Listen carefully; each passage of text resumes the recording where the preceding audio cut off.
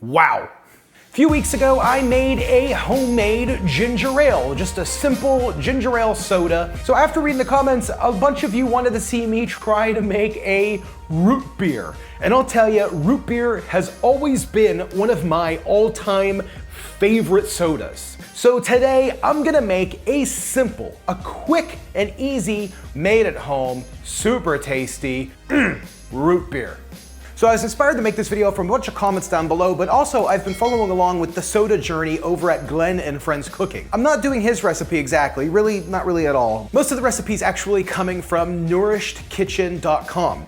They had all of the ingredients, very similar to what Glen and Friends Cooking channel was doing. And from what I've seen, like a lot of the root beer recipes seem to be pretty similar. You know, a lot of the main ingredients for root beer are gonna be the same because it's a flavor that everybody knows and loves. You can't really change a whole lot to it. So I'm gonna leave the instructions and the amount of the ingredients in the description below, but I'm gonna run through real quick and just give you a breakdown of everything that we're gonna be using today. So I have sassafras, sarsaparilla, licorice root, ginger root, dandelion root, birch bark, wild cherry bark, a cinnamon stick, bunch of brown sugar, and some vanilla.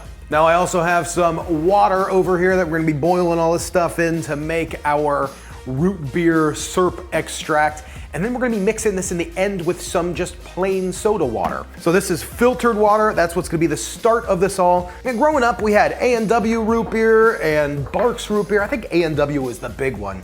And just what a flavor. You know, it's so, so good. So I'm gonna start with a large saucepan and bring 4 cups of water to a boil. So at this point, I'm gonna add the cinnamon stick and the ginger, and we're gonna bring that to a boil. Now, I added the cinnamon and the ginger before the boil. That's gonna like steep together and make it very cinnamony and gingery. But it is kind of neat how the sassafras really smells like root beer. I mean, that is what you know the root beer smell to be. That's it right there. Really wild. Okay, so this is at a boil. Just gonna stir this, make sure it's really stirred. Mixed together. I'm starting to smell the cinnamon and the ginger. I'm gonna let these guys boil together for about 2-3 minutes. I haven't entertained the idea of doing a fermented soda. Leave me a comment below if you want me to make a real ginger beer or a real root beer. That smells so good. That smells so good. Ugh!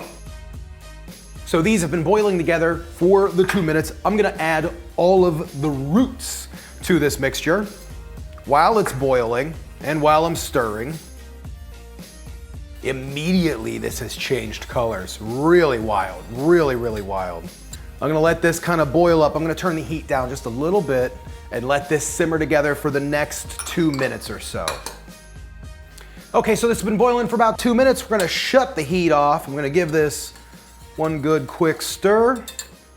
We're gonna put a lid on this, make sure it's closed nice and tight, and let it sit right here for about the next 20 minutes. Let's go. Okay, so we are back. This has been sitting. That is hot. Woo, take a look and see. Oh yeah, smells like root beer. We're gonna give this a nice stir. This is gonna be wonderful. So the first step, we're just gonna kind of pour this mixture through a wire mesh strainer. Now I'm just gonna lightly push down on this, make sure that all of that liquid, we're not trying to get, with the ginger, we were really trying to get as much ginger extract as we could. With this, if we get too hard, then it's gonna get a little bitter, might get a little weird, might get a little soapy tasting. And then this is gonna get one more strain, but through a cheesecloth. Now this is 4 layers of cheesecloth with a wire mesh strainer. We're just gonna kind of slowly pour that in. Now there's a decent amount of sediment at the bottom of my measuring cup here. We're not gonna pour that in. That's the stuff that we wanna strain out, but we're just gonna let this kind of drip dry through the cheesecloth. Hopefully that's gonna catch everything. If it doesn't, I might actually run it through a coffee filter. Okay, so this is clean. So it looks like, okay, so there's still a decent amount of sediment in the bottom of this. So I'm gonna wrap up this cheesecloth. We're not gonna use that. I'm gonna run this right through a paper coffee filter just to really clean this out, because I feel like if that sediment is still in there, we're gonna get some pretty bitter tastes, stuff that we don't want. Okay, so this is completely strained through. We have our brewed root beer here.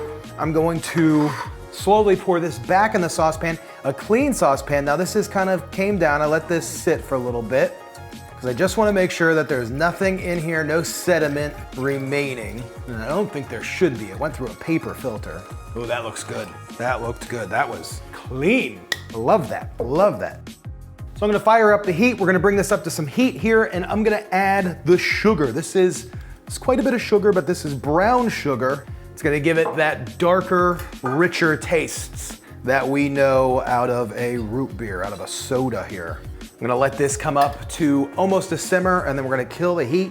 I'm so excited. Like, this is something, I've always wanted to make my own home root beer because I know, like, growing up, we would go to like the A&W drive-in places and they would make their own root beer there. I always wondered how they did it. I wonder if they used an extract or if they actually went through and did this. I'm guessing they probably just used an extract.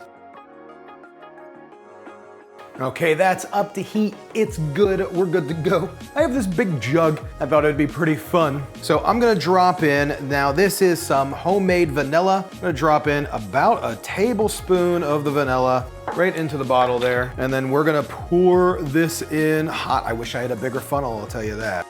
See, that's why. Now that is our easy root beer syrup. Let me go and chill this down for a little while, and then we're gonna make some root beer soda out of this. This is gonna be awesome.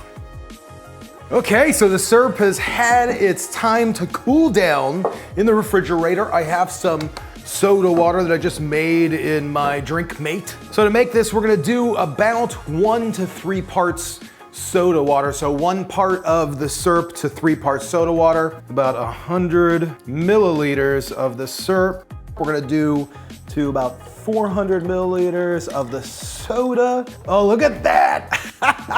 That looks like a root beer. Oh my gosh. Might have poured it just a little too fast because that is a big head. Give this, look at that. Look at that. I am so stoked. I don't even know if I can drink this yet, but let's see. Ooh, that is good. But wow, that is tasty.